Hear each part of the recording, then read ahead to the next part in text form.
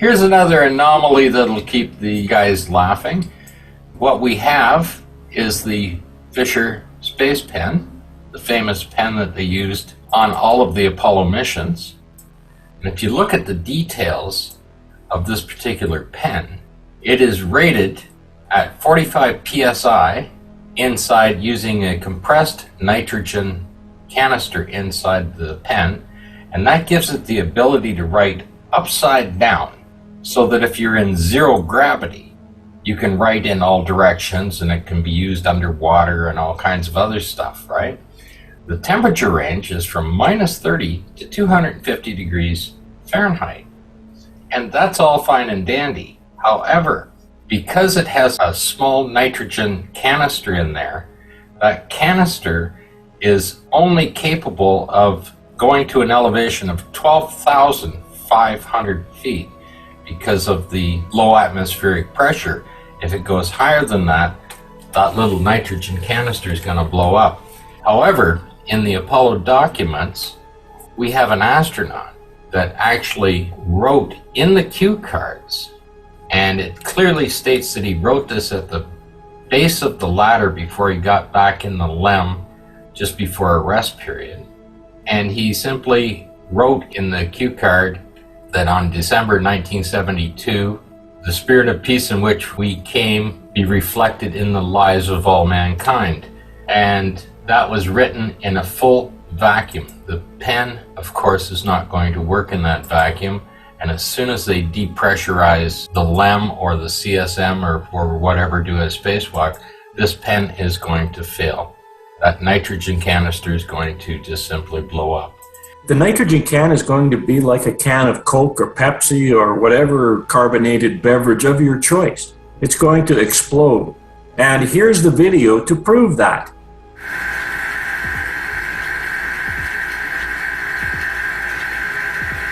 Whoa! But it doesn't matter where you go and look at the details of this. The Fisher Space Pen, as much as people say that they spent millions of dollars to make this pen, the Fisher Space Pen was developed independently and sold to NASA, I think, for like $15 a piece or something like that back in the 60s. The fuel tanks that are on board of the LEM outside, those were made out of titanium. And that's the reason why they don't explode in the vacuum. Now you take this Fisher Space Pen, the cylinder is not made out of titanium, so it's going to be just like putting a can of pop inside of your vacuum chamber, turning it on, and boom. That's right. That's why it was only rated to 12,500 feet. That is clearly stated in all of the documents, that this pen doesn't work above that altitude. It's designed to overcome the gravitational force, so when you're writing upside down, it keeps the ink pushed against the ball so that it expresses itself, and it was also waterproof enough to work underwater. That was the design of it. The ink must have been very specially made to work down, that it wouldn't freeze down to -30. But of course, the lunar surface got a lot colder than that. So it would be interesting to see how NASA can explain that this thing worked, and that apparently they had them available for all missions. And of course, anything Russian were doing, they were using pencils because of this very problem. And it doesn't matter who wants to argue with it. The documents are so clearly stated in this particular item on this pen that nobody can argue with it. One of the most interesting points about the Fisher Space Pen is that at 12,500 feet, you're down to about 10 psi. 35,000 feet is about 5 psi, and that's about the same pressure that the LEM and the CSM, or the command module, was running at in their trip. So the pen wouldn't even work at that pressure, because it would have to be at least good for 35,000 feet to work even inside the craft. When you take it outside, it's definitely going to fail. Another anomaly is in Apollo 17 is Tracy's Rock, and it was named for Cernun's daughter, Tracy, and the name was given when Alan Bean did a painting of this particular rock and he actually wrote in beside where the handprint on the rock where the dirt was disturbed, he wrote Tracy on there for certain, and of course sold his painting. But that particular rock has some very unusual anomalies. On the right-hand side of that photograph, okay, when it's being shot around to the other side, you can see that they needed to use a form, and the dirt is very, very smooth, and you can see the curve of it. They actually had to put probably a plywood form up there to hold the dirt in place to create this particular piece of equipment. What is unusual about this rock is it seems to be about the same height and dimensions as the LEM itself. And in Apollo 17, being that it was the very end of what they were doing, I can well imagine that they probably buried the equipment in this rock just to hide it all before they got rid of all of the items on the set. Absolutely amazing dimensions of this thing, even right down to the legs and everything else on this particular rock. Simply would house a LEM, and they did spend a lot of time around it and took a lot of photographs of it. What amazes me is that when you take the LEM and you superimpose it over Tracy's rock, the one leg that sticks out on the corner, it almost matches with the leg of the LEM. That's right. And if you look at the details in the top of it, you can see pieces of metal sticking out. You can even see an area where it matches where the secondary strut would come in on a leg. Pretty amazing. Just another Apollo 17 anomaly that will be completely argued with and unexplained. I mean, the only other thing they would do to it, the one for the Apollo simulations was simply a mock-up, so it wouldn't even be good enough for a museum piece, like all the rest of them are. What really surprises me is, like you said, the form. When you put plywood up and you strip it away from a concrete form, that's exactly what you get. It's nice and smooth all the way around. Yes, and then there's one area where you can see a rock has been pushed up to it. Just like they took a blade and just shoveled that rock right up to it. That's absolutely incredible. And you can see it quite clearly that rock, it was just like a blade that pushed the dirt up on the back right-hand side of that rock. Unbelievable. You can't imagine this, and of course, there's nothing in the lunar surface that would be able to create that. And the fact that he climbed up on top of this thing, that's almost impossible. There's one photograph where he's shooting down from climbing that rock, and yet you don't see any marks where he climbed up on that rock. But he's up there and took the photograph shooting down at the other astronaut. These guys are claiming that the suits are not flexible, and yet we see these guys on their knees bent fully upwards to their chest. Climbing that rock would be probably the most dangerous and stupidest thing that you would ever do if you were actually on the moon. One slip and it's all over. For both of them. I mean, it takes two of them to get off the surface, so if one guy is disabled, they're pretty much screwed. Of course, they didn't have any concerns like that because they were never there. They were simply running around Flagstaff.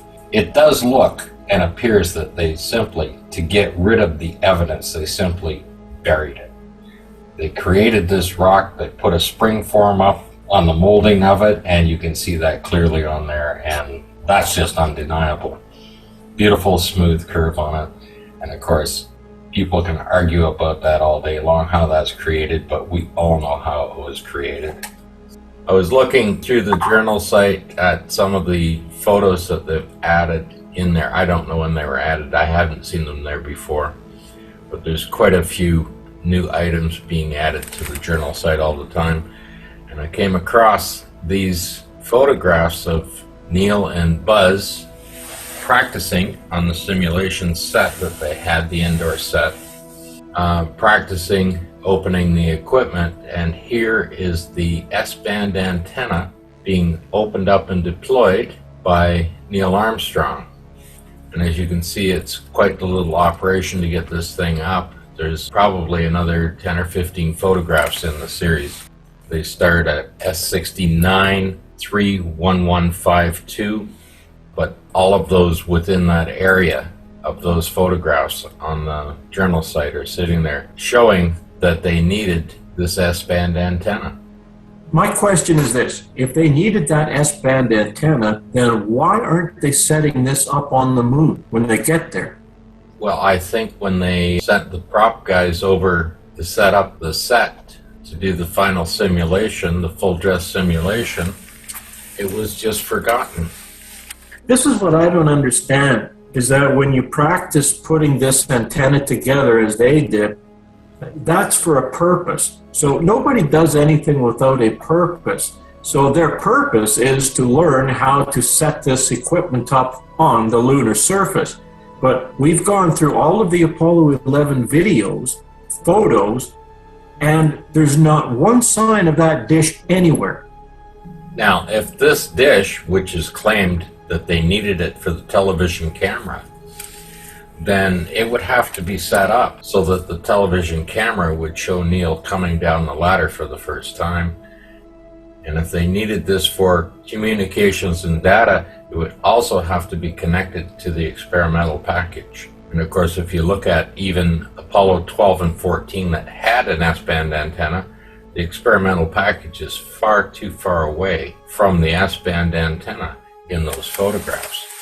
And of course, if they needed it for the camera in 12 and 14, they wouldn't have it to come down the ladder in those ones either. And if they're using it for communication as well, as claimed by the ones from 15, 16, and 17, then they wouldn't even have communication until it was set up. Quite interesting how they can communicate on the descent with the way it rolls and flips around to come into land and go around the back of the moon as well without losing any communication. Pretty amazing stuff that they did back then. Of course, in simulation, anything is possible. But there it is right there. Piece of very technical equipment that they obviously needed simply was omitted. 12 and 14 had this antenna. Yes, but they're claiming that the only reason why those other Apollo missions needed that antenna was to broadcast the color television signals. And then, of course, everything else was broadcasted through it and received through that dish. Whereas Apollo 11, they didn't need a dish because they didn't have color equipment. Right. And 15, 16, and 17, they claimed that the one on the rover was doing the job of this piece of equipment here.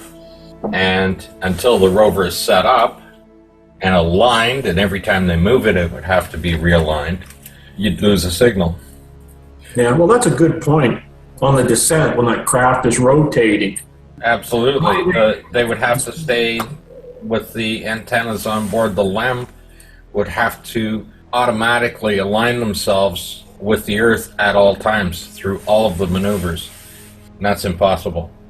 That dish was operated on a hand crank, so they would constantly have to be adjusting that dish. Yeah, hand crank and fly it. Yeah, and fly it at the same time. And go around the backside of the moon and not lose a signal. It must have extended out past the moon on each side as they were going or something. It just had a huge long arm that went out so that it would always be in direct visual contact with the Earth.